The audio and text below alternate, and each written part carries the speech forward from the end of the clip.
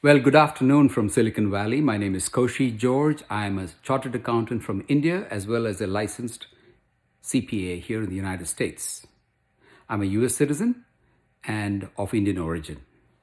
I'm here before you to talk about certain matters, and it's going to be covered as part of a series of videos that are going to be part of a playlist called Connecting the Dots.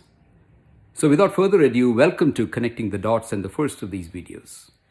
This video is primarily addressed to the judges of the Superior Court of Santa Clara County, especially the judges who are looking at the cases pertaining to our matter. We are talking about 13 and odd defendants on a matter. And also, it is addressed to the District Attorney of our county, Honorable Mr. Jeff Rosen.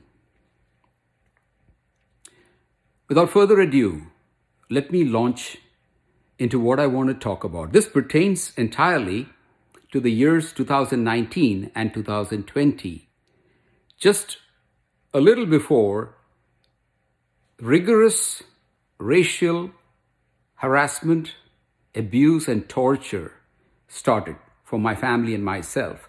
That date is 30th of November 2020, around 10 a.m. onwards, when that started. But before that, there is a huge story that needs to come to light and has never come to light. And the judges, as well as the police, they all need to know about what happened. Deliberately, to prevent that information from coming out is what the plaintiff has been continuously trying, and it'll keep on going on. As a result, my life, my wife's life, our only child's life will continue to be affected, and our child, who is a junior in high school, may never see a college. Why? Because of this ongoing racism, harassment, bullying, spurious lawsuits meant to destroy her parents completely. I am not going to stand around and let that happen. We have done nothing wrong. We are hardworking Indian Americans, professionals. My wife's in the medical profession and I am a professional accountant. We're raising a wonderful daughter, and we do not want to see her life destroyed by an abominable specimen. With that said, let me start my story. Now, this goes back to the year 2019. The tax season was over, and I had this deep desire to go and meet my dad, who was back in Kerala, India. Kerala is a state in India. My dad was in his late 80s at that point in time, and I have been living abroad for well over 30 years in different countries before I moved to the US permanently. And I had this burning desire. I do not know what it is, but in all of these years, I was not so prompted as I was in the year 2019 to go and spend some quality time with my dad, not just for 2 weeks, but for an open-ended period of time so that I could get to experience my wonderful dad, who has a big part in raising me and my two sisters, as well as my mom, but my dad is very central to us. And so I told many of my clients, I just need to go meet my dad. I feel this burning desire to be with him. I would like to put many of you on extensions, which I did. After doing so, around the 19th of April of 2019, I flew to India to be with dad. I was there from April. Around the middle of May, I get a text from my wife, who was back here in San Jose with our daughter. And she says that our next door neighbor, who happens to be an attorney in Santa Clara County, and I won't take his name, but just say who I have already said he is, an abominable specimen. That he wants to engage my services as a CPA to handle a significant client of his. Now, I have never gone around canvassing my neighborhood to request for clients. People have always sought me and come to me. So I found this a bizarre request. And my wife was very persistent. He's very insistent that you agreed to do his client. And I'm down there in India. What am I supposed to do? I said, I can't take any decisions just like that to take on a client without even knowing head or tail of what am I taking or what am I getting into. So I said, this has to wait till I'm back. When are you coming back? I said, I don't know right now. Anyways, long story short, I have never been away from my work and duties for more than 2.5 months. And this was kind of approaching that point in time. So I came back around June 2nd or June 3rd of 2019. You know, when you go to India and you come back, you suffer something called jet lag. I don't deal very well with it. It takes about 2 weeks for it to completely weather off. So I was still in my jet lag. And around the 4th or 5th of June, there's a persistent ring at the front door. I answered the door. It is this fellow. And then he introduces himself to me. And I would like to say this the way he speaks. And there's a reason why I'm doing that. So let me say this the way he introduced himself. Okay? And I'm not the best of impersonators, but I have to do this because tied to this is many things that will follow in subsequent videos. So here goes. Hi, I'm so-and-so. Hey, I'm a lawyer in San Jose. I've been a lawyer for the last 46 years, and I'm an ex-Marine, and I'm also a professor of law at Santa Clara Jesuit University, and I did my MBA from Pepperdine. And he just goes on talking like this. I said, okay, I know who he is. I know his name. We've lived here for almost since 2004. We've been living in this home of ours. And so I knew him, but I knew him only on hello, how are you terms, and just exchanging pleasantries, just like other neighbors, right? But the guy was a character. Everybody knew it. Everybody in our neighborhood knows he's a character. But common courtesies. He's standing outside my door, and he's telling me who he is. He's introducing himself, and then he goes on to say, listen, I need to engage your services. I hear that you're a very good CPA. Okay. What do you want? I have a client, and I have the power of attorney, and he is dying. He's in an ICU in Utah, in the mountains, and you've got to help him, okay? You just have to do it. This is how he talks, okay? This is his normal way of speaking. As I said, he's an ex-Marine, and so he has this drill sergeant method of addressing anything. I mean, one of the police captains who came here and saw this behavior later on, and that's a story that relates to 2020, said, Mr. George, we cannot get a word across to him. He's like a AK-47 or a Kalashnikov and keeps on talking. And so when he talks, he'll keep on talking, and he'll never get a chance to put one, excuse me, sir, you can't even say that. He'll keep on. So that's his demeanor. Now, in this process of rattling off, he tells me that I need you to amend 35 tax returns that are from 2016 to 2019. Okay, all right. And there is no time to waste. I have the power of attorney, and I have done all the returns, but those goddamn returns are in paper. Okay, what he's done is, he's asking me to amend tax returns. I want you to understand very carefully. Before this, there were two CPA firms in San Jose who were the CPAs for his client. Okay? One of those firms was Crawford and Pimentel. And the other firm was a CPA by the name of Frank Boitano. So he was asking me to amend returns that were done by Mr. Boitano and Crawford and Pimentel in the past. And what he told me was, I fired those incompetent fellows. They're useless fellows. They're a bunch of... And he kind of berated those CPAs completely. So I'm listening. Okay, this is all happening outside my front door. And I did not allow this scoundrel to get inside my house because I was irritated. I was pissed off because, number one, I'm still dealing with jet lag and a nagging headache, and this guy is going on and on. I told this guy, listen, I do not know I can take care of your clients after I attend to my clients, which means another 3 months before I get to his work. I said, I'm happy to do it, but please wait. And I've not even looked at anything, okay? The guy goes ballistic on me. He said, listen, if you don't take up this job, this assignment, this man will die. He's on his dying bed in an ICU, and he's got 2 kids who are your daughter's age. One is 14 years old and the other is 12 years old, a boy and a girl. They'll get nothing, okay? Do you understand? They'll get nothing. And this is how he carries on. And I'm like puzzled. I said, what the heck is this nonsense? Is this the way to even get a client? I'm in no mood to do this. And my duties are first to my clients who are on extension, whether they are individuals, C Corps, S Corps, LLCs. I have so many extensions, and we can't. You want to be at ease. We have, apart from that, I was involved with advisory services. I was involved with accounting clients, transactional situations. There's a lot of things on my mind. I'm not one of those CPAs who only works from Jan to April. No, we have work around the year. So I was in no mood to take on this kind of a work, and waste my time on it. You're going to get good money for this. Okay, sure, right. Money is not a criteria I have built my life around. Money is important. It's important to all of us. But to me, money is just a means, okay? That's it. It's not the be-all and end-all of human endeavor on this planet as long as we live. So I said, that is not the factor. I am busy with my clients. And then he spun something on me. And this is something that I wish I had never said yes to. Okay, fine. At the most, he would have abused me and he would have left in anger. That would have been better.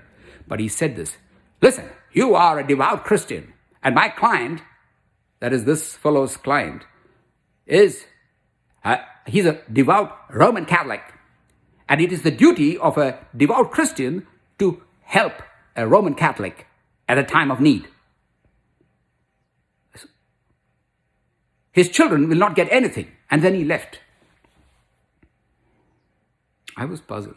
I was completely puzzled. I said, what is this? I mean, he's a lawyer. Okay, I don't like the way he talks. I don't like the way he behaves. But end of the day, he is a Marine.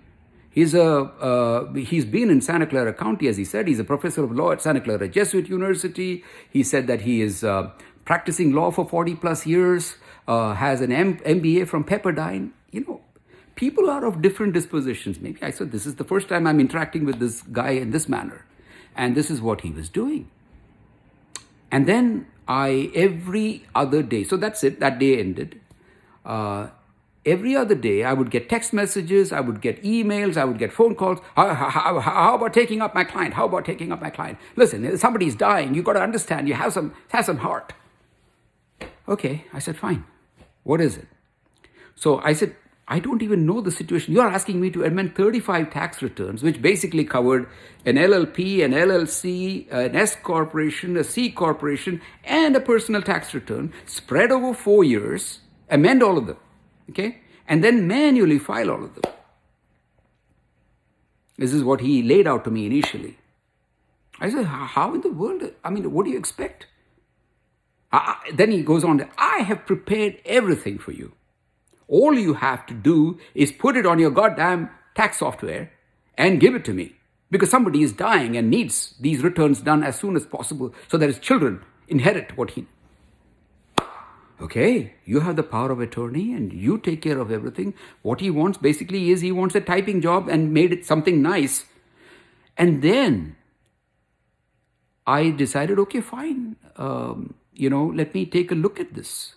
So I go to his house, which is next door, and I sit down in his living room. His wife, who is his legal assistant, she's there. And by the way, this fellow's office is in downtown San Jose. So he was at home. I'm at home because I'm still jet lagged. And then I'm looking at this box in front of me. You will be astonished.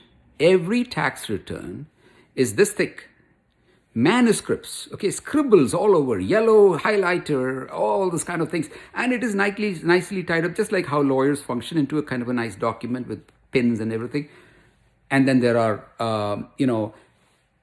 typical tax return forms with his writings clipped to it, on a regular A4 size note paper, double line note paper, scribbles and writing. So what he basically wants is all of this stuff year upon year for five entities to be put on a tax software and then printed, given to him. He gets to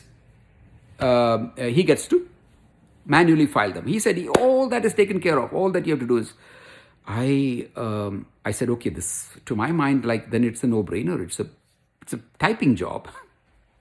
And at that time, I'm thinking, I just want to get rid of this task as soon as possible so that I can mentally focus on my clients. That's where I'm going with this. And so I said, okay. So I went and got an engagement letter done for each of these entities. And then I took it up to him to get it signed by his client, who is in an ICU in Utah, right? Surprise of surprises. He takes my engagement letters and rips them apart in front of me. What the hell is this? And he says, do you realize I'm a lawyer? I know what I'm doing. I know your profession, CPA profession, far better than you. I need you to not waste my time anymore. He kept on going this, kept on doing that. And I said, what do you want me to do? I'm going to give you a 6.5-page engagement letter, and I want you to put it on it's a Word. I want you to put it on Word, and I want you to put it on your letterhead and give it to me, and I'm going to get it signed, and God damn it, let's get started. Okay. I said, okay, if that's your beef, sure, no problem. Basically, what that engagement letter was like it was, he could sue me for specific performance if I backed out of it. I didn't think beyond at that point of time. So I told him one thing. I said, listen, I'm not going to be responsible if any questions on whatever this stuff is, all this muck, all this malarkey that is written out, which has to be typed out. I'm not going to be responsible for this. Therefore, on every tax return that I am doing, I'm going to check it as I'm not responsible. Oh yeah, you can do that. It's me. I understand the law, and I've done everything as needs to be addressed and done. Okay, this is a question of fitting a square peg in a round hole, and I've done that. And my client deserves the refund that is supposed to come to him. So, let me just break away from this to tell you a certain other story. As a property was sold in 2019 in downtown San Jose for $72 million plus. And his client was the owner of that property. That client actually inherited it from his former wife, who was Clyda Edwards. Clyda Edwards passed away sometime in 2009 or 2010. Clyda Edwards is a very famous personality in Democrat circles in California. She was a socialite woman. She was almost like Hillary Clinton at a national level here in Democratic politics of California. And her husband, I believe, was Don Edwards, who was actually a former husband before her client became her husband. I'm not going to take the client's name. Everything is there in the Superior Court. I'll provide references to case numbers here as part of these videos, which anybody can go ahead and corroborate and figure out what I'm talking about. There is not a single lie in what I'm saying. So I just want to make that very clear. And so this lady passes away, and all of this stuff gets inherited by his client. And so the client owns it. It is actually a ramshackle. It's an ancient building in downtown San Jose on First Street.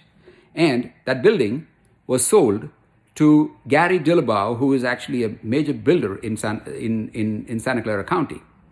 And the purpose was to develop all of that area in downtown with Google doing it. But then, of course, COVID came and boom, boom, boom, everything stopped. But $72 million had exchanged hands, and this client of his became overnight an extremely wealthy person. Good for him. Now, the game here was these previous CPAs who were involved with this, Crawford and Pimentel and Mr. Boitano, they were the CPAs for this client of his, right?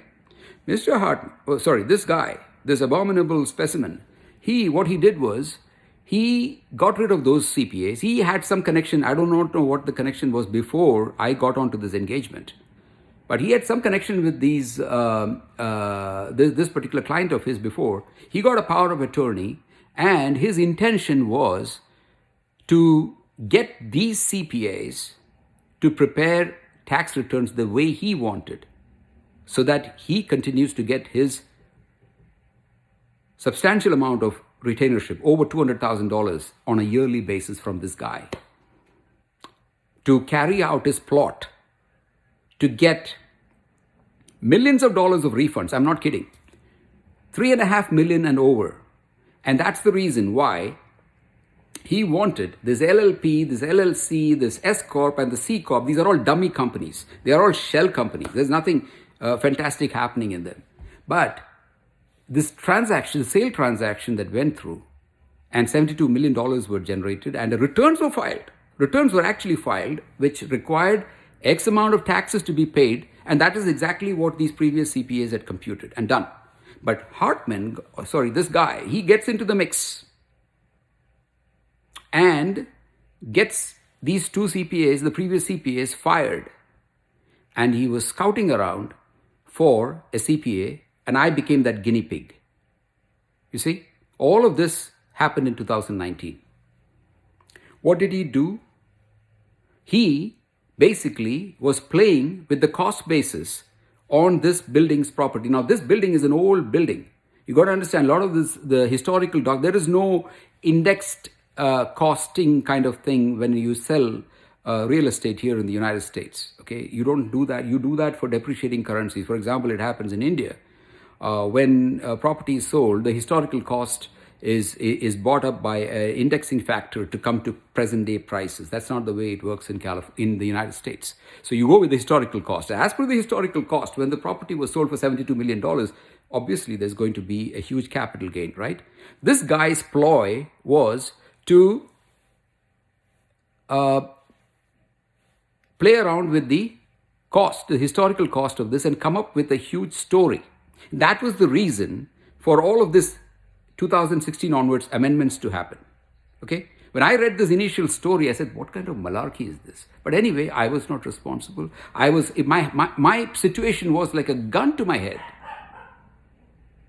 My situation was like a gun to my head with this fellow barking down and I'm not able to function, take care of my clients or instruct my staff. Nothing. I can't do anything unless this, because he's persistently bothering me. And so this is all in hindsight, right? I understood what exactly happened. Anyways, you won't believe this.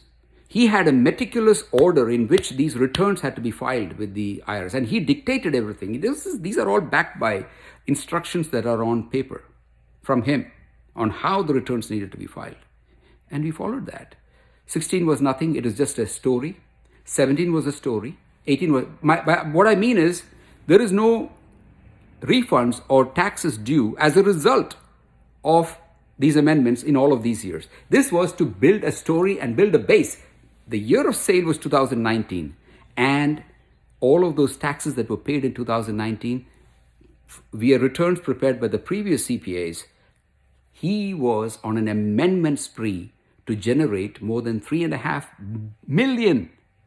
I'm not joking, 3.5 million US dollars as a refund from the IRS and from the state of California. State of California itself was about $2.5 or $3 million. I'm just going extempore on all of this, but these are all backed by facts and documents. And so the returns were all filed by around, maybe around August to September of 2020. And I had marked every return. I'm not responsible. I was just a preparer. Within a month and a half, I'm not kidding, $2.5 to $3 million of refund was issued by the Franchise Tax Board of California to this client of his. This guy calls me up and says, "Oh, Mr. George, you're the best. You're the best CPA. You're the CPA for all of my clients going forward. I just really like the way you worked and you did everything and you're just so wonderful. You deserve to be paid." And he paid me $35,000 for 35 tax returns, $1,000 per return for typing out everything. I actually undertook the typing work myself on all of these returns on our software because my staff were not able to figure out. I tried to get a little efficient by having one guy devoted to doing this. Impossible. He couldn't understand the handwriting. He would keep coming to me, "What is this? What is this?" I said, "Okay, fine. I'll do this on my own." It was not easy. I had to spend more than a month And every time there is a comma or a colon missing, this guy would go, I want you to fix this comma. I want you to fix the semicolon over here. And that sentence has got to be read like this. And he would keep coming back at me, making me constantly do this over and over and over again till the printouts were to his satisfaction. Well done, right? I was shocked that in the shortest period of time, on a manual tax set of all of the returns on file manually, that more than $2 million goes out as refund. I said, good for you. I'm not bothered. Tied to all this was, you won't believe this. And he told me, Mr. Joy, I'm the richest lawyer in San Jose. Nobody can touch me. I have real estate properties all over San Jose and Redwood City and Santa Clara and everywhere. I have properties. Nobody can touch me. I'm a very wealthy lawyer. Okay, good for you. The fellow is, this abominable specimen is used to blowing his trumpet. Let me tell you that. I've been in forensic audit, so I don't talk like normal assurance professionals or CPAs.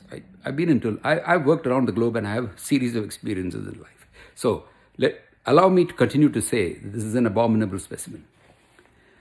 And so this is over, right? As far as I'm concerned.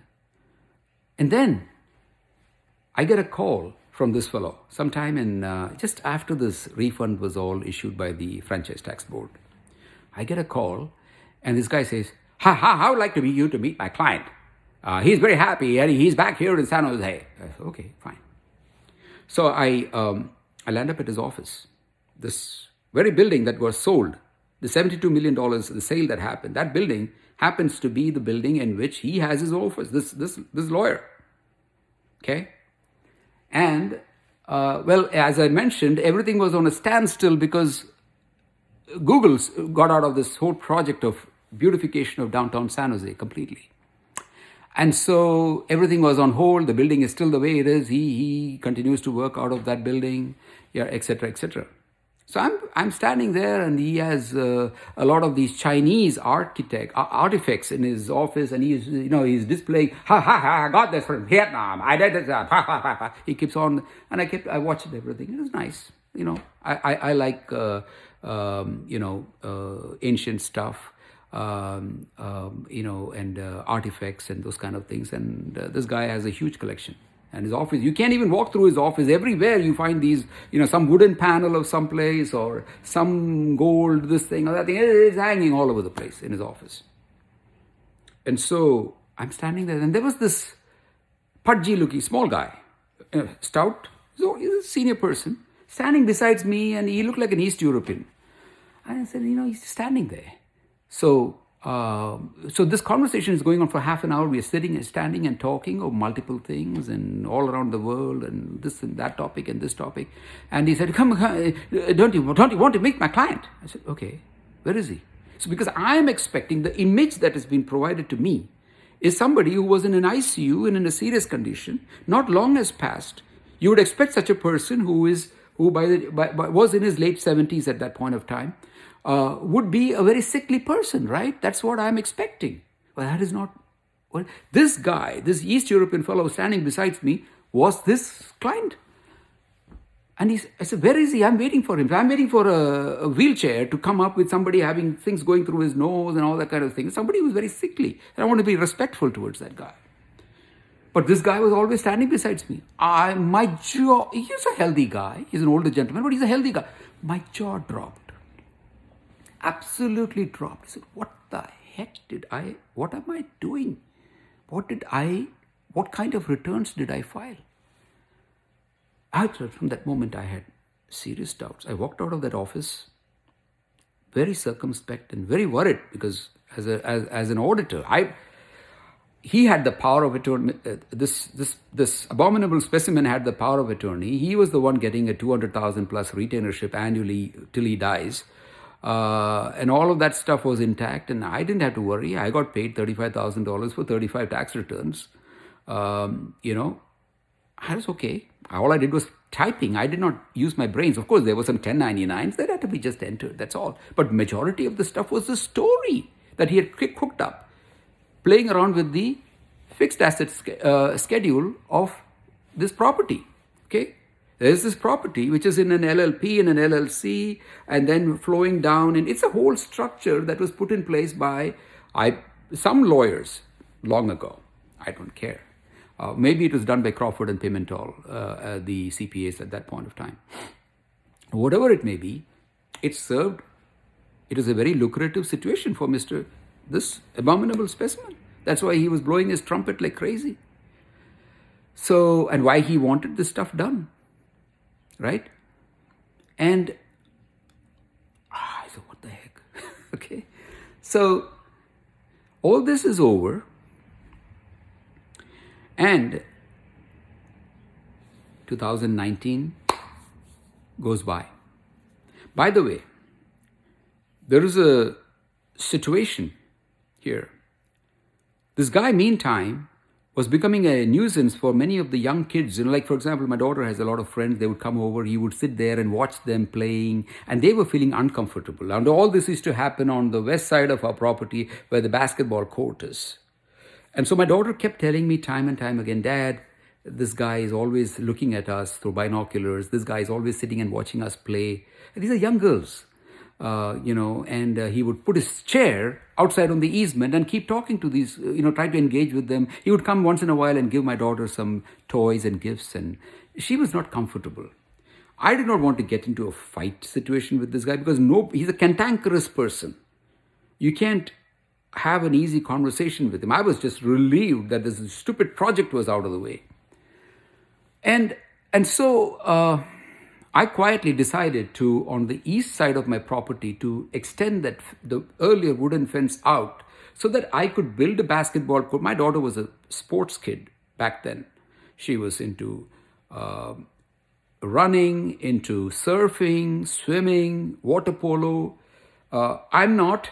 I'm more of a musician and a person who likes to read.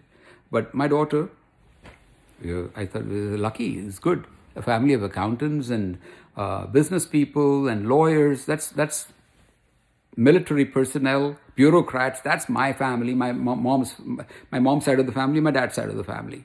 And so suddenly there's this person who's a sports person, and I was very encouraged. I wanted my daughter to get into sports more and more. And she was seriously pursuing water polo.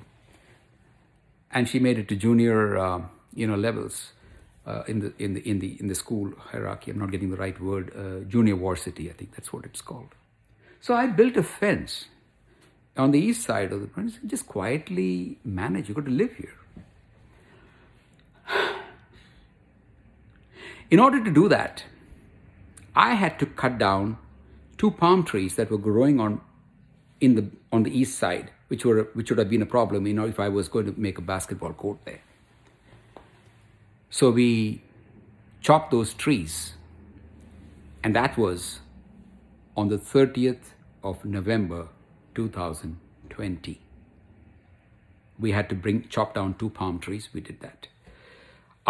It's already 33 minutes, and I don't want this video to go beyond to the 34th minute. So I will pause this here. I just wanted to convey factually what happened in 2019 and the kind of dirty work that was undertaken by this fellow. In my next video, I will talk about the Franchise Tax Board. And that will be a significant portion that dovetails into this video as well. And every other video that I will do beyond this to talk about many things that have led to all the stupid things that have been going on. And I don't have anything to hide. I have all the documents, I have all the videos, I have all the corroborative evidences. I have a lot of neighbors who are willing to testify.